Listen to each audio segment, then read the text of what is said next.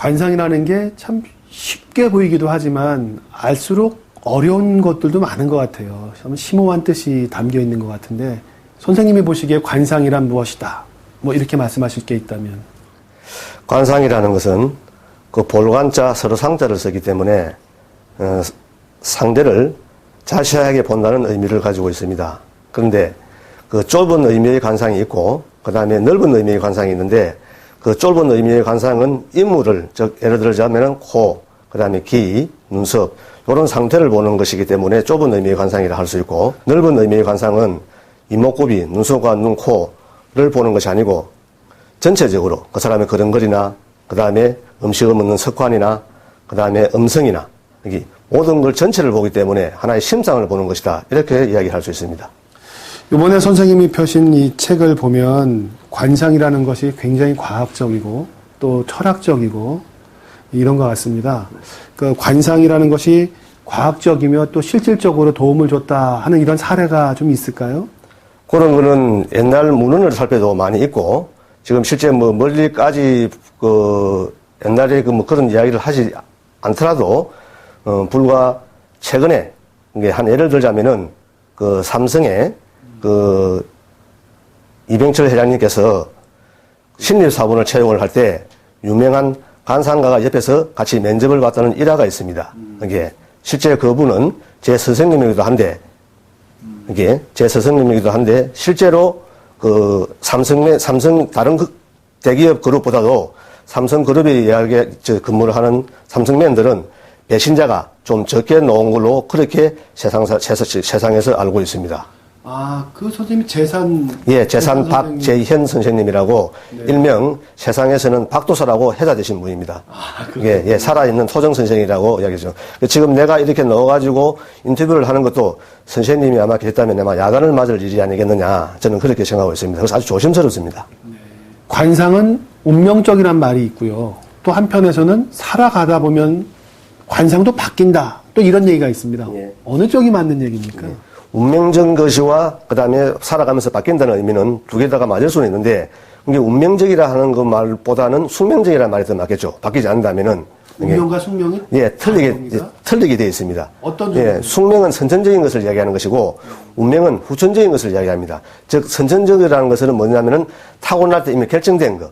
이게 예를 들자면은, 자, 3살 때 버릇이 우리가 몇 살 때까지 가는 거로 속담이 있지 않습니까? 팔순까지 간다 그러죠. 자, 3살 때 그러면 가르쳤습니까? 배웠습니까? 그런데 팔순까지 가는 이유는 그것이 타고난 천성이라 그렇습니다. 그리고 이 타고난 천성을 운명적으로 노력해서 바꾸는 것을 갖다가 운명적이라 해서 이렇게 할 수 있습니다. 관상을 보고 나서요, 자기가 어디가 부족하다 그러면 노력하면 바뀔 수 있습니까? 그렇습니다. 그래서 관상을 우리가 알려고 하고 배우려고 하는 이유는 그 아까 내가 처음에 이야기했다시피 그 얼굴에서 찾는 부분적인 인물을 보는 그런 인상이 아니고 그 사람의 심상, 마음을 알려고 하는 것이기 때문에 사람은 누구든지 간에 타고난 것이 부족하든지 넘치게 되어 있습니다. 그래서 누구든지 완벽한 사람이 이 세상에 없다는 것입니다. 그래서 부족하고 넘치는 이것을 얼굴을 관상을 통해서 부족한 부분은 채우는 쪽으로, 그 채운다는 쪽으로 의미는 노력이라는 것인데 결국 성격을 바꾼다든지 습관을 바꾼다든지 음식을 조절한다든지 이런 것이고, 넘치는 부분은 자제를 해야 되든지 그런 부분을 해서 노력을 하게 되면은 자기한테 없는 것이, 관상을 안다는 것은 자기한테 없는 것이 보충이 되므로 지혜를 얻게 되는 그런 것이라 할 수 있습니다. 근데 또 한편으로는 천성은 못 버린다라는 말도 있지 않습니까? 그렇습니다. 그래서 그 천성 때문에 내가 그냥 바꿀 수 없는 걸 숙명이라고 한 것입니다. 네. 그러면 노력해서 바꾸는 부분이나 어쩔 수 없이 태어난 운명이랑 한 비율이 어느 정도 돼요? 그거는 이제 반반이죠. 그거는 이제 사람마다가 틀리게 되어 있습니다. 예, 그 한 기준을 어느 정도 정해가지고 한 사람한테 이렇게 비중을 논정할 수는 없고 다 틀리게 되어 있는데, 그래서 인간의 운명과 관련된 부분은 보편적으로 사람들이 생각하는 그런 것이 아니고 일반적으로 타고나올 때 선천적으로 좀 부족한 사람은 노력을 많이 하는 쪽으로 사고를 가져야 되고, 그 다음에 선천적으로 복 있게 타고난 사람은 그 복을 지키는 데 노력을 해야 됩니다. 운명을 바꿀 정도로 노력을 해야 된다면 굉장히 부단한 노력이 필요할 것 같은데, 성형으로 한순간에 관상이 바뀌어지는 경우도 있지 않습니까? 그렇습니다.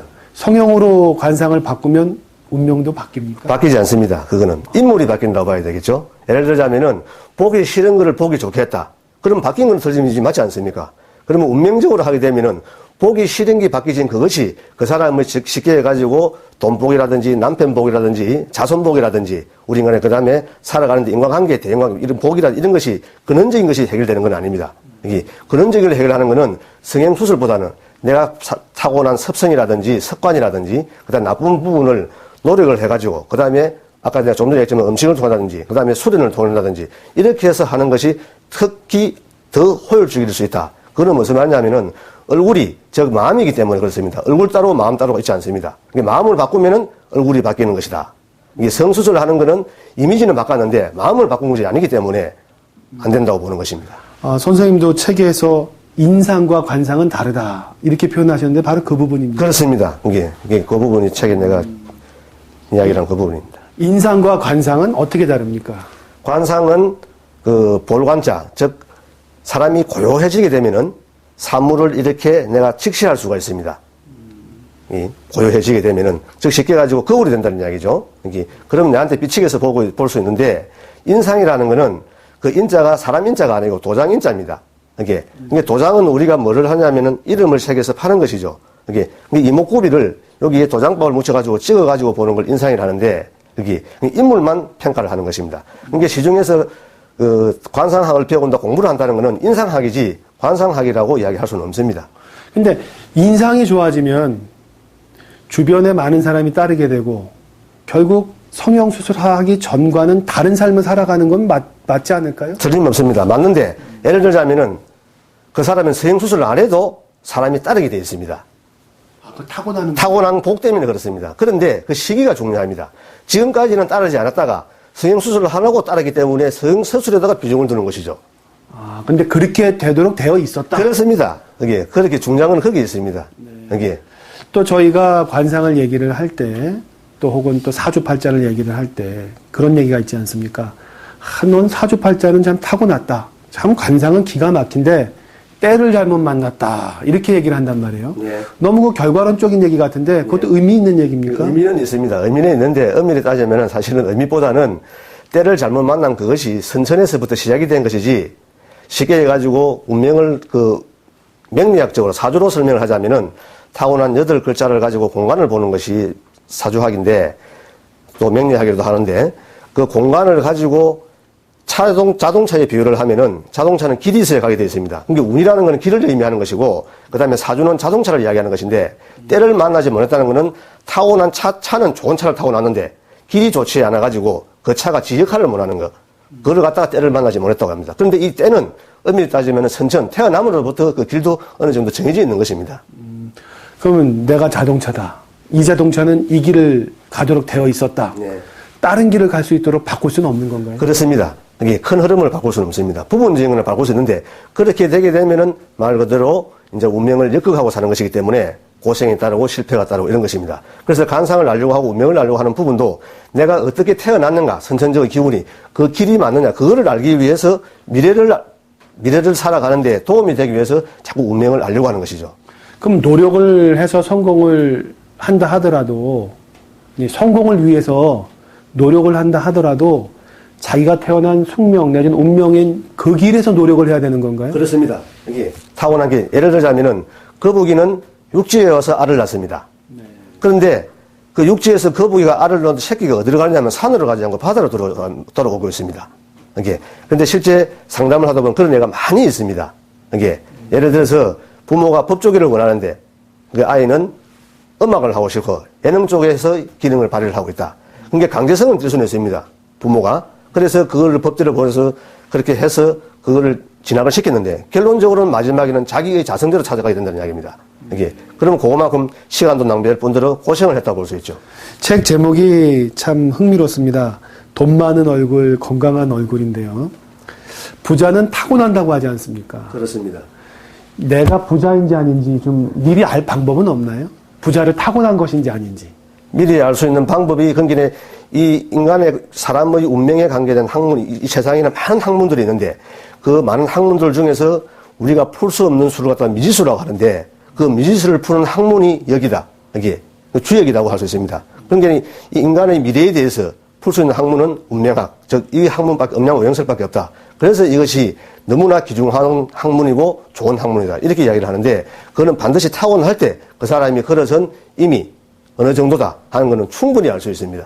자, 그러면 두 종류의 사람이 있습니다. 한 사람은 부자를 타고났습니다. 한 사람은 부자를 타고나지 않았지만 부단히 노력합니다.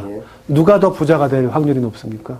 부자로 타고난 사람이 부자로 될 확률이 훨씬 높는 게 아니고 부자로 되는 겁니다. 확률보다는 그거는. 예, 여기. 근데 노력하는 사람은 이런 거는 있습니다. 부분적인 거는 이룰 수는 있습니다.